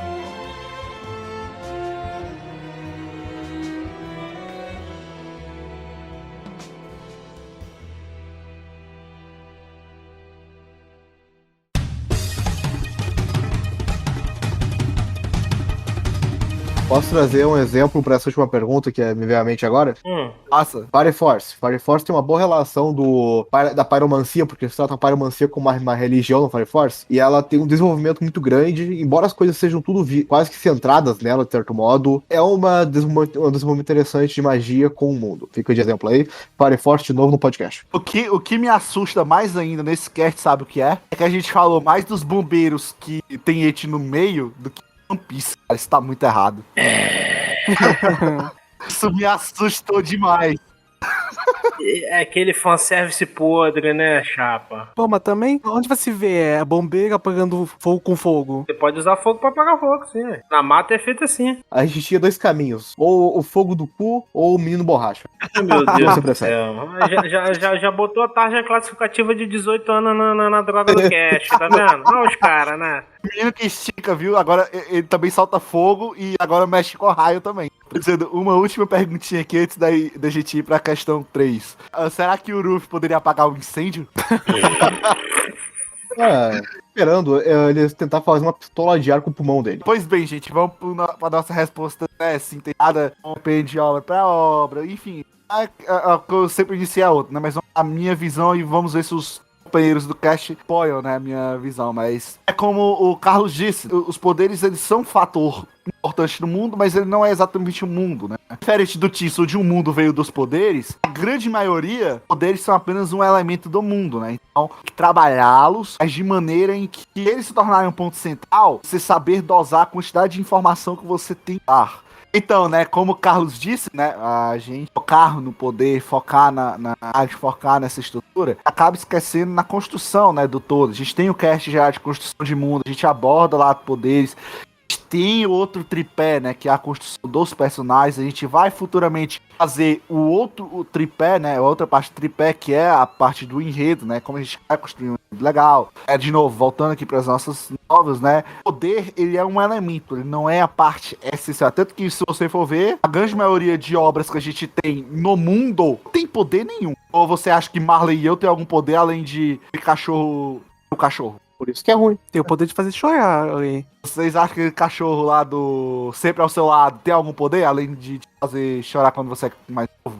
Por isso que é ruim.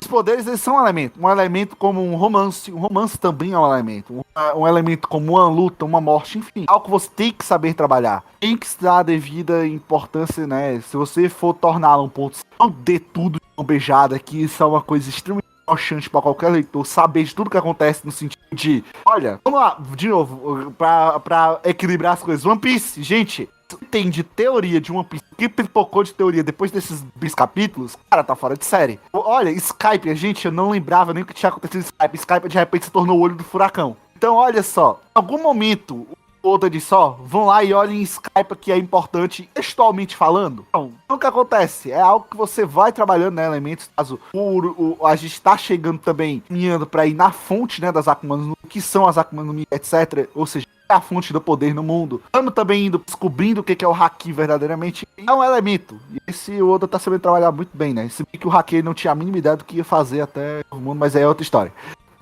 Mas então, gente, muito obrigado por ter acompanhado a gente até aqui. Esse foi literalmente o cast de autores mais doido que a gente fez até agora, porque os outros, querendo, não teve uma regrinha assim, a gente seguiu bem a linha das perguntas, mas esse a gente se soltou mais. Mas eu acho que deu pra gente falar, né, um pouco sobre as nossas visões, sobre essas 3 perguntas. Sigam a gente nas redes sociais, né, o Discord, o YouTube, que vai voltar em algum momento, assim, espero. O Facebook, que morreu, mas passa bem e voltou, com menos seguidores, mas vamos lá. O Instagram, né, é isso. Um grande abraço pra todos vocês, falou e tchau. E Tisso, vai colocar no final aquela bate forte o tambor. Por quê? Por quê? Pra poder fazer referência ao Dica, porra, o tambor do coração. Que merda de referência, cara. E você já sabe pra onde isso vai parar, né? Então, gente, é isso, tchau. Realmente tô triste agora que tu falou isso. Bate forte o tambor, eu quero de